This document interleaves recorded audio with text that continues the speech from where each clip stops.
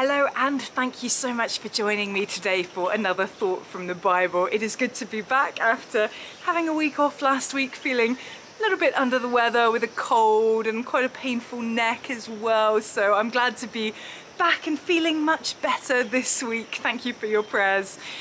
But that week gave me quite a lot of time to think, as there was not too much else that I could do. And I found myself dwelling on a psalm from the Bible that I memorized quite a few years ago. And it's a well-known one. It might be the very best known psalm in the whole Bible. Psalm 23.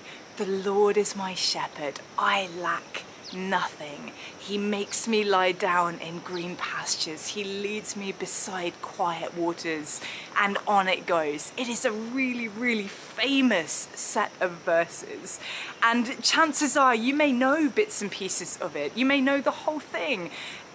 You may have heard it or read it numerous times. You may have heard sermons on it. And it's easy, I think, when something is so familiar to us, to just kind of skim through it when it comes up again. Like, oh, it's Psalm 23, that's nice, very pretty, yeah, moving on.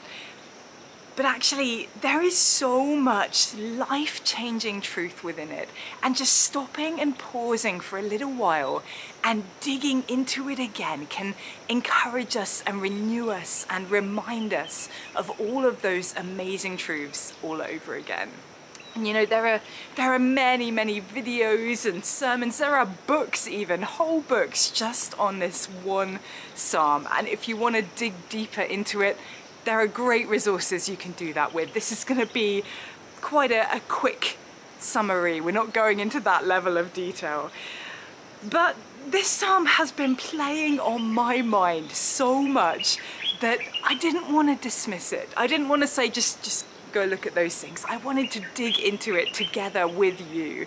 Maybe we'll approach it from a slightly different angle to encourage us all over again. And through the next few weeks, we'll just be taking it line by line, verse by verse, to see what God may be saying to us today through His word. I'd love to hear your thoughts as well. Please do feel free to leave a comment. Let me know what you think about a particular line, about a particular section of this psalm.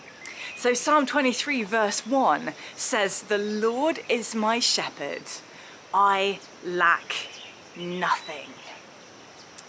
And as I pondered on that verse this last week, I was reminded of a show in the UK.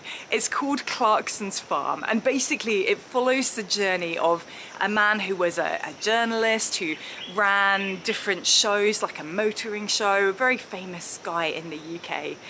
And he says goodbye to all of that, to his life in London, and he moves to the countryside to a farm that he owns to manage it himself. And he's not a farmer. So you can imagine the hilarity that ensues as he tries to learn this entirely new profession. And at one point in the first season of that show, he decides that it would be a good idea to keep some sheep on his farm. Some sheep as a means of keeping the grass cut. And I remember a scene in that show where the presenter was trying to move these sheep from one field where they'd pretty much eaten all the grass and move them to another place where there would be new provision for them. And those sheep would not go where they were told. Instead of being herded to the correct place, they were keener to jump over a stone wall, breaking it in the process, to make their way into a field that was planted with crops, to start munching on whatever was growing there, whatever looked good to their sheep brains. And the frustrated Clarkson is seen trying to herd these sheep back to the place where they should go, back in the right direction. He is not a shepherd, and at that point he hadn't hired one, and it's fascinating watching him trying to herd these animals. In their bids for freedom, the sheep would sometimes run straight into the path of danger as well, straight into a road, for example, with cars driving by in their desperation to get to where they wanted to be.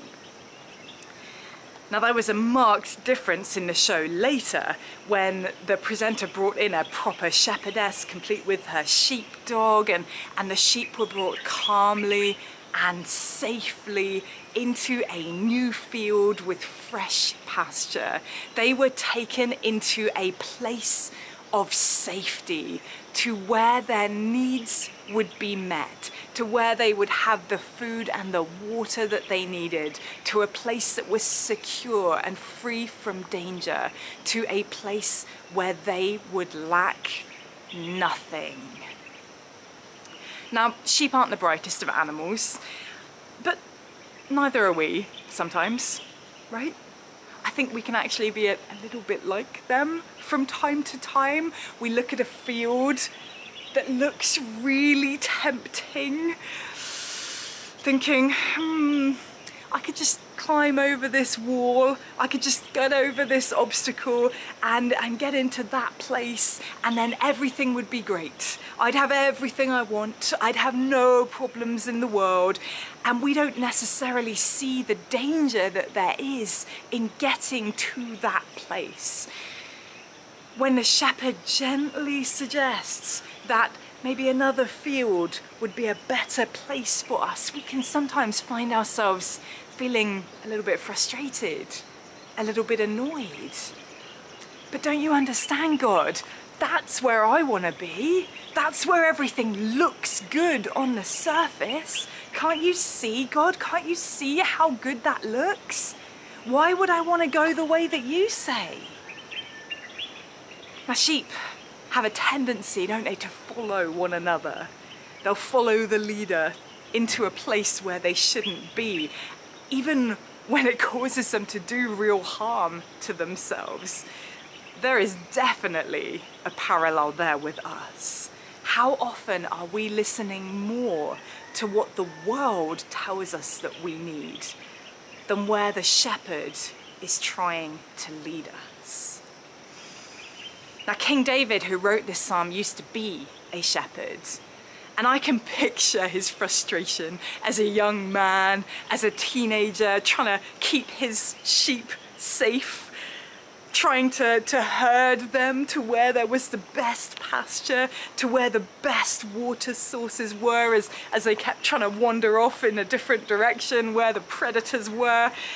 But regardless of how David felt about his fluffy charges, he never for an instant stopped protecting them. And we know this from his own words in 1 Samuel, when David said to Saul, "Your servant has been keeping his father's sheep. When a lion or a bear came and carried off a sheep from the flock, I went after it, struck it, and rescued the sheep from its mouth." This is what being a shepherd was to David, to the man who wrote Psalm 23. Undoubtedly, this is what he was thinking about as he wrote that first line. Was he remembering, I wonder, was he remembering those moments when he went to such extreme measures to rescue one stray sheep? Was he perhaps thinking how incredible it is that God does exactly the same for us? God, as our shepherd, is not sitting twiddling his thumbs, looking over his flock, feeling a little bit bored. He is guarding us. He is guiding us to safe pasture, not necessarily easy pasture.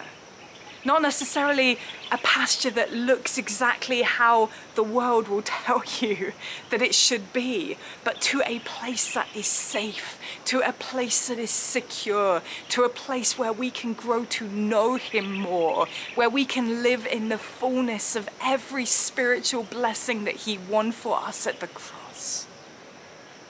He is watching over us day and night. As the Amplified Version puts that first verse in Psalm 23, "The Lord is my shepherd, to feed, to guide, and to shield me.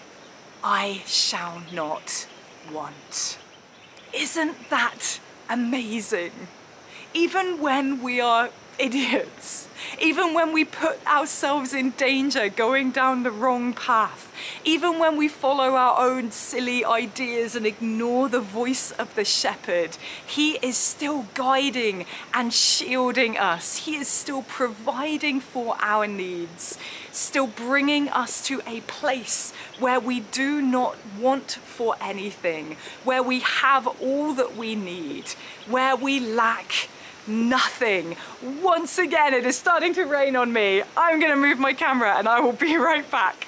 Hey, this rain in Liberia. You know, there were definitely times in David's life where he faced lack. Now, it's assumed that he wrote this psalm as he was king of Israel, maybe living in a palace.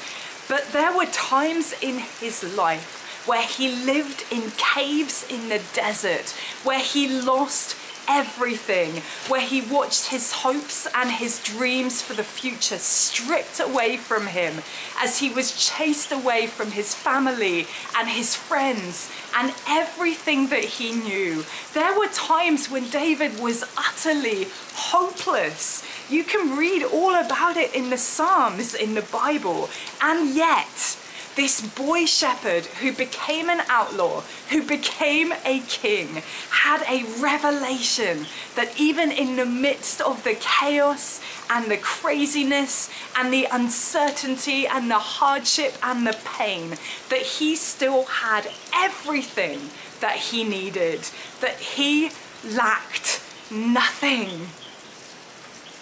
We can get so caught up thinking about the things that we don't have, that we forget the wonder of what we do have. The shepherd, feeding, guiding, and shielding us in every single day of our lives.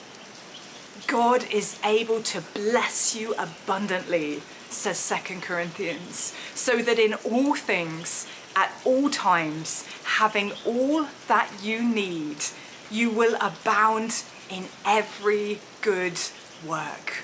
All that you need, in all things, at all times, as you work on the calling, the individual, unique calling that God has placed upon your life. You lack nothing. This is something that is so good to remember today. It is a fresh revelation in a familiar verse. The Lord is your shepherd. The Lord is guiding you. He is protecting you. He is providing for you. He is reminding you that He is enough for you in any season that you might face. Turn your gaze away from that field that looks so appealing on the surface and turn it back onto Jesus. Look to the shepherd all over again. Oh, there's so much more that we could talk about on this topic. My sheep hear my voice, Jesus said. This is about relationship to God, our shepherd, getting to know us, His own people. There is so much richness that you can delve into with this wonderful metaphor. But we're probably well over time already, so we're going to leave it there and we will continue looking at this psalm, Psalm 23. We'll look at the next verse and what that has to say to us today on Wednesday next week. So I will see you then.